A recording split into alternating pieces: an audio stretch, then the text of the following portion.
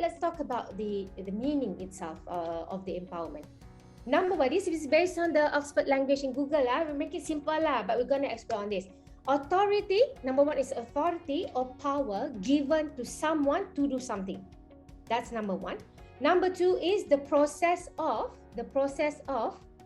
becoming stronger and more confident, especially in controlling one's life and claiming one's right.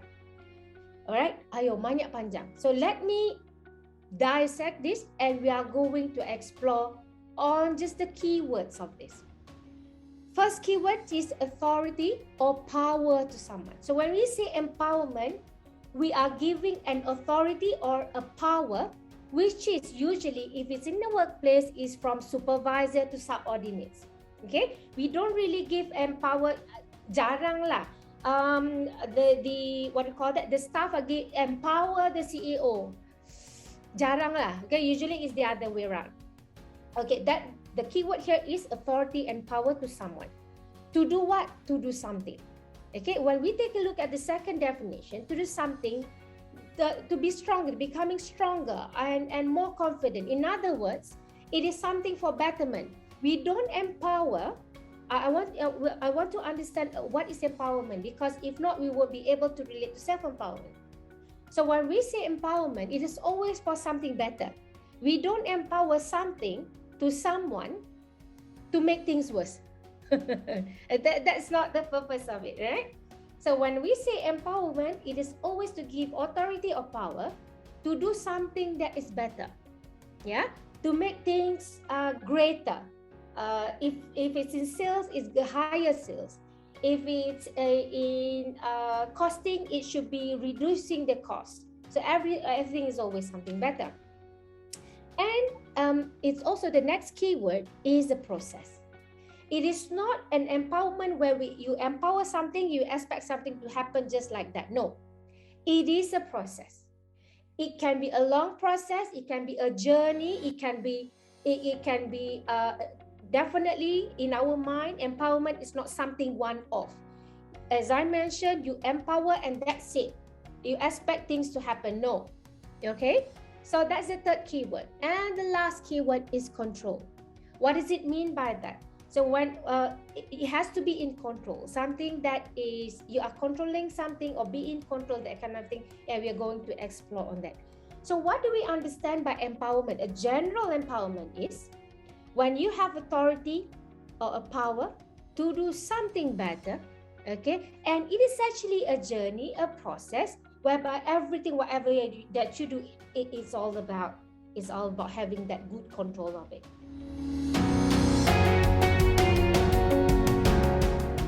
So we understand the definition, but what are the key areas of the empowerment itself? So before we explore the difference, we have to understand the key areas of empowerment. So today, there are a lot of key areas in empowerment. Let's explore the 5 things. I'm going to share with you 5 things about the key areas of empowerment. The first key is, the key area is respect, okay, trust, roles and responsibilities, know the strengths and the weaknesses, and know the parameters. Okay, so in other words, I'm going to combine the definition of empowerment and the key areas.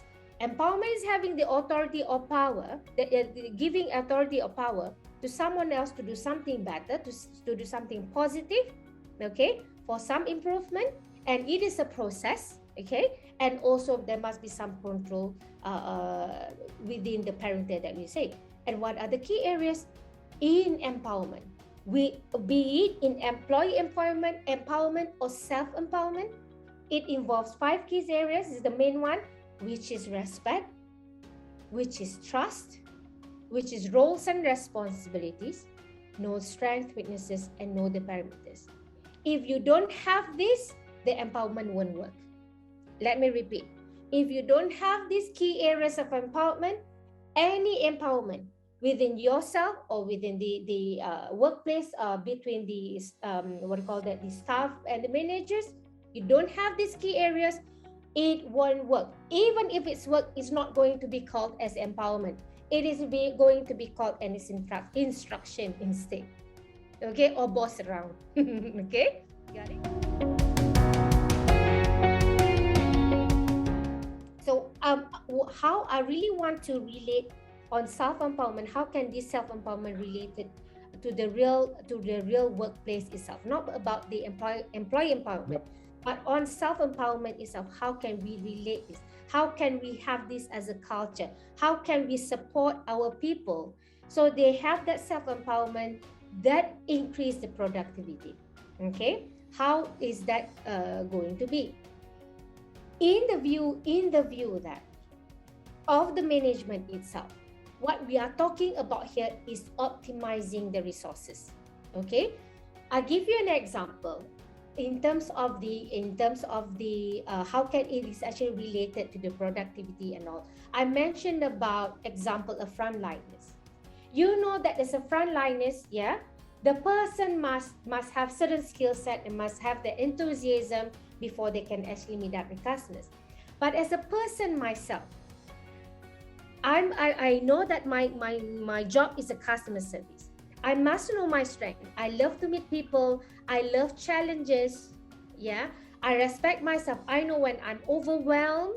I know I have to take a break, go to the toilet, whatever, not make myself cheer again, and before I meet up with the customer. As a person, as a staff, I must know that.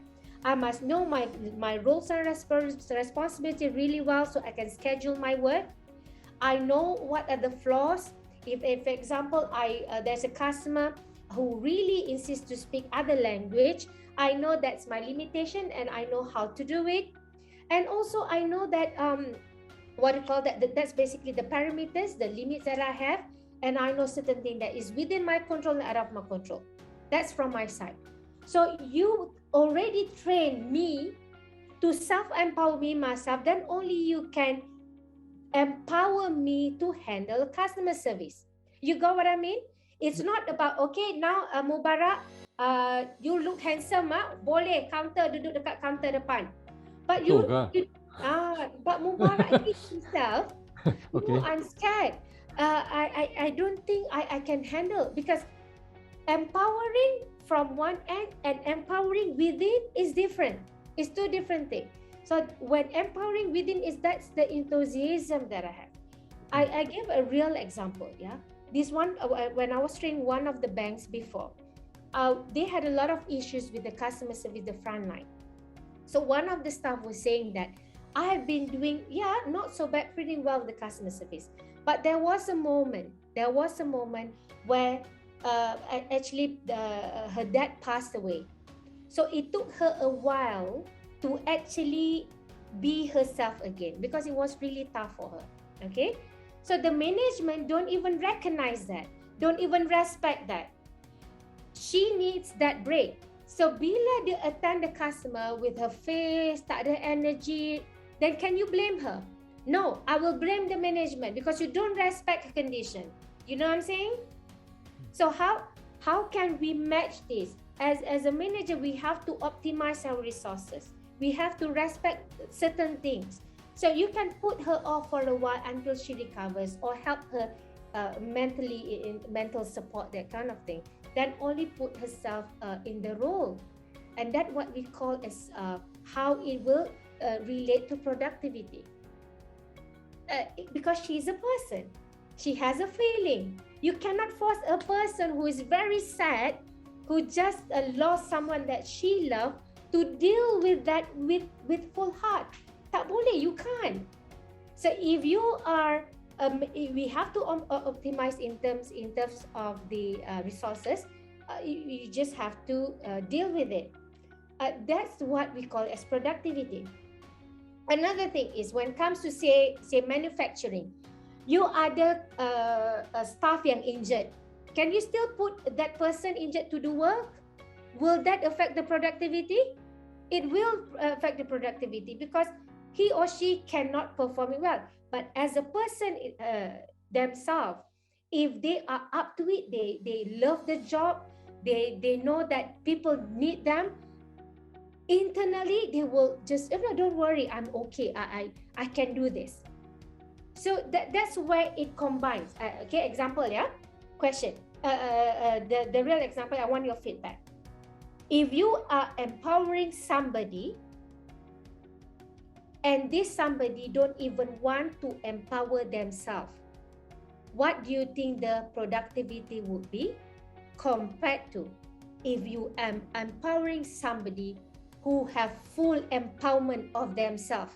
What would be the productivity? Which one is better? Number 1 or number 2? Number 2. Can I hear from the rest? Number 2. Number 2. Thank you. Anyone? Yes. And that's the reason why. Self-empowerment, if we can train our people, not all lah, because young generation, they self-empower themselves already.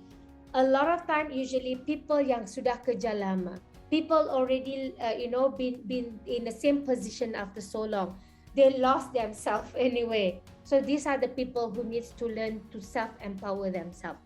Okay, to need to learn how can I empower themselves, how can I have that drive within me.